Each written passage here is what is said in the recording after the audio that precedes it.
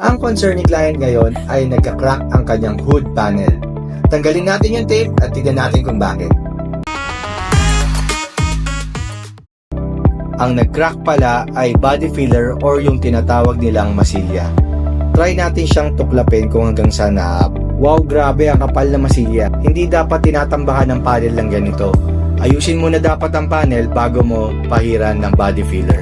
Ang industry standards ay 3mm deep lamang. Ang una nating gagawin ay strip to metal. Ginagamitan namin siya ng paint stripper para malaman natin kung hanggang saan yung extent ng kapal ng masilya. Sobrang lalim ng dent na to.